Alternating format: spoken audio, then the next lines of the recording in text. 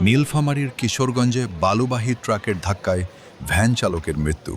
নীলফামারীর কিশোরগঞ্জ উপজেলা এলাকায় সড়ক দুর্ঘটনায় এক ভ্যান চালকের মর্মান্তিক মৃত্যু হয়েছে। নিহতের নাম রবিউল ইসলাম। তিনি নিতাই ইউনিয়নের খোলাহাটি গ্রামের বাসিন্দা। স্থানীয় সূত্রে জানা যায়, উপজেলার শিশু নিকেতন স্কুলের সামনে রাস্তার উপর ভ্যান চালানোর সময় পেছন দিক থেকে একটি বালুবাহী ট্রাক এসে তাকে ধাক্কা দেয়। এতে ঘটনাস্থলেই গুরুতর আহত হন রবিউল ইসলাম।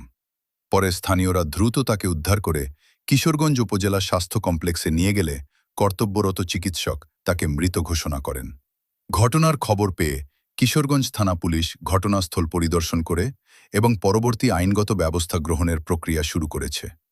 এ ঘটনায় এলাকায় শোকের ছায়া নেমে এসেছে এবং স্থানীয়রা সড়ক নিরাপত্তা জোরদারের দাবি জানিয়েছেন।